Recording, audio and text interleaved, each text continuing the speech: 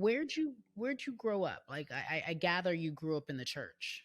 I'm originally from Washington, D.C., and was raised in the suburbs of Maryland in Prince George's County.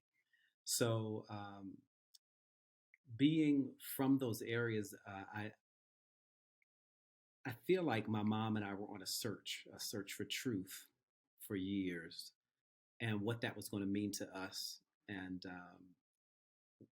I used to hear little stories and maybe Bible stories and stuff every once in a while because we weren't necessarily churchgoers. We'd attend, here and there. But somewhere around age 14, we went to a place called Abundant Life. And Abundant Life was not in a church building, it was a startup church that was actually in a little school, like auditorium. So that was already weird for us, but it was cool to make us think outside of the box. It's like, okay, we're You kind know of on what? this I, church I thing. have to interject. You ain't Yeah. black if you ain't went to a church inside of an auditorium or a storefront. You did not grow up like in a temporary building until we get the main church house. Until we Go get the ahead. main church house, right? And it was just that.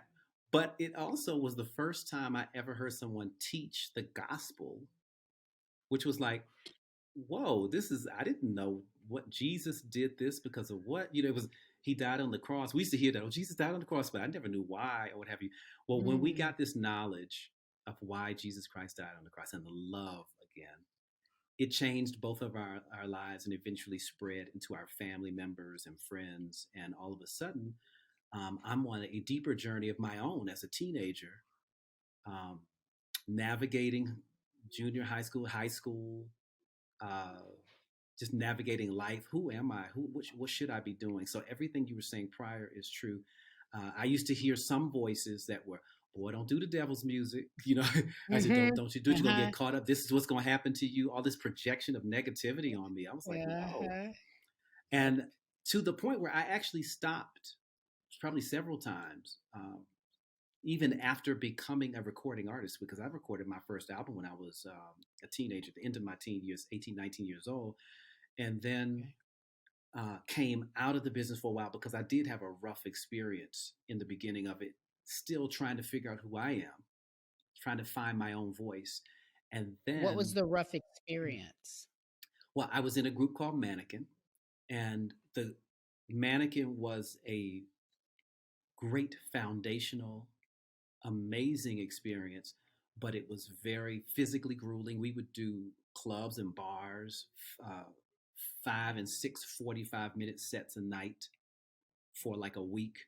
That was hard for me, and I was also a student at Howard University. It was a lot going on.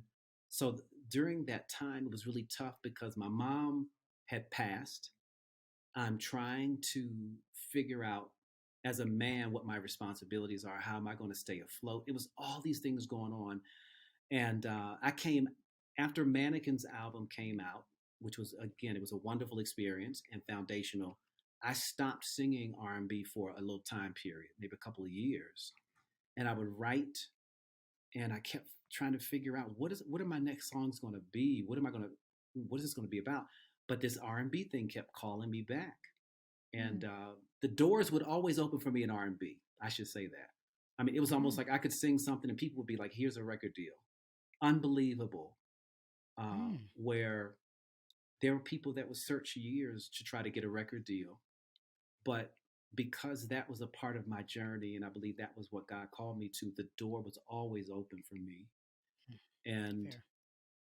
I didn't think I was better than anybody else, or oh, I sound so good, and I look this way, and I dance that way. It just would be like, this is what your destiny is.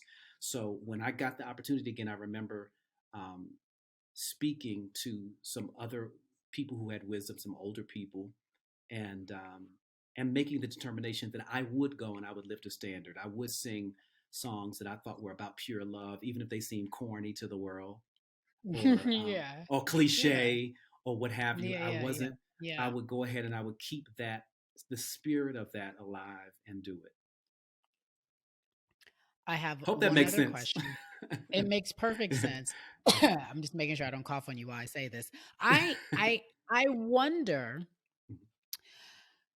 when you were called to do something and you've been doing Mhm, this for, since you were a teenager, mhm. how do you keep your love and your flame for the business? Because you've Mm, had a career in terms of longevity, and some people in this business, especially in music, can't do that. yeah, yeah.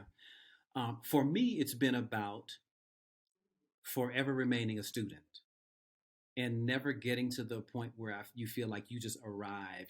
I don't go into sessions with producers like, well, look, I'm getting ready to give you the Kenny Lattimore sound, and you can take it or leave it. But this is what, yeah.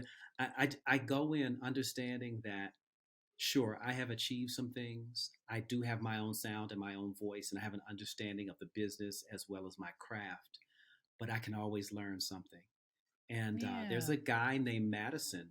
He's a phenomenal artist, Dracar Madison Wesley, who produces a lot of my new music and has done the last maybe 3, 4 albums that I've worked on.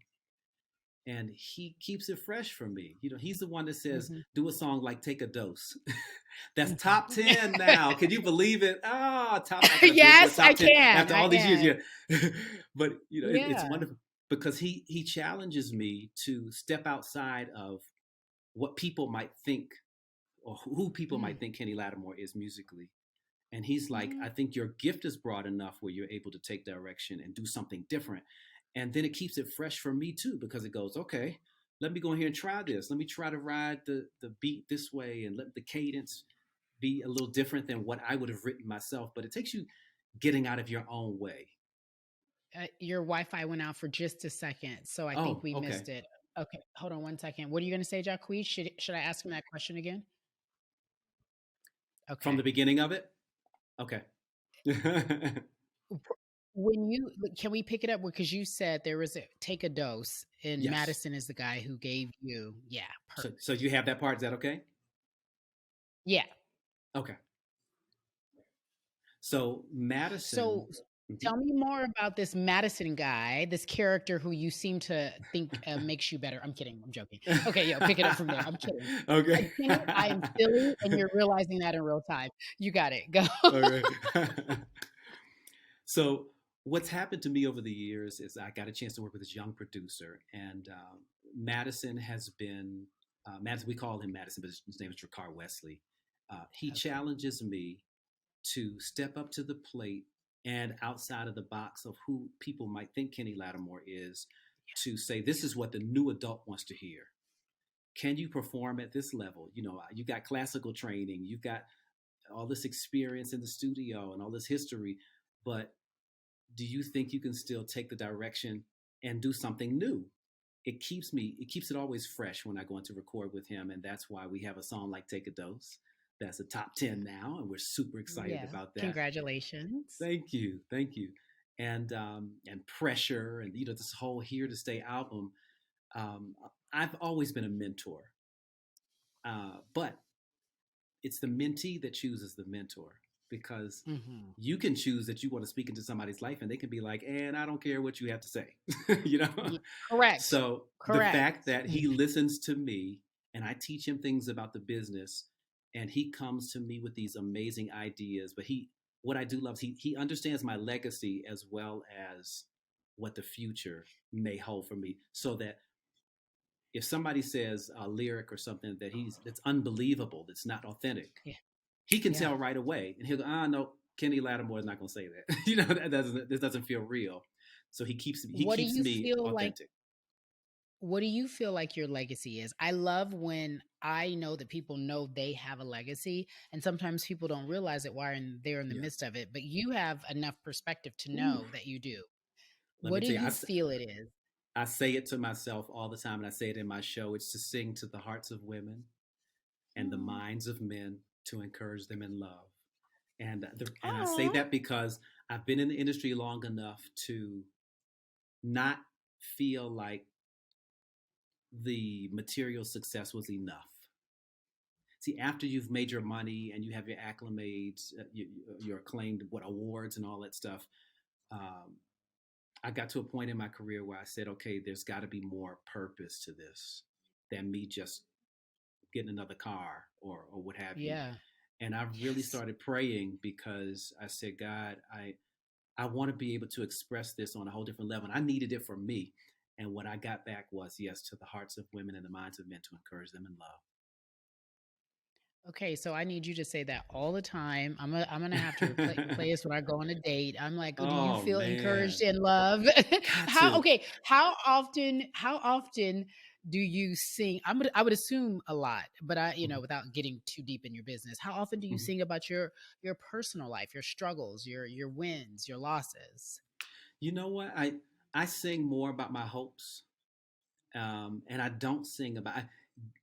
In my first couple of in From the Soul of Man, which was a more lyric album, I wrote more about losses and what I was feeling, about confusion, um, about losing in relationships and trying to remain hopeful, all of that. But as I kept going, I don't dive into that as much. I don't think that's a part of what I focus on, because when you get a hit record, Hmm. Lord knows, and you can't stop singing that thing because the world demands it. I do not want to be singing about the old relationship that took me through, and I have to relive that moment on stage every single night. Yeah, No, no, no. yeah. I want to sing Listen. about stuff that makes me happy, that inspires other people. Mhm. But Mhm. I'm a realist though. If we were having a conversation, and you needed to know, this is the pain, this is we can always talk about it and we can reflect on that, but I try not to make that the main focus, because in my music I do feel like the audience can pick a song that's a heartbreak song and I got to sing that for the rest of my life. Yeah, no, thank Just you. didn't want to do Yeah. it. Yeah, yeah, I I know it respect it. doesn't make me as deep as some other artists. No, no, no. Look, I respect it. I don't like anybody in my business, let alone sing about it. Can I imagine? I'd be like, I don't know what you're talking about."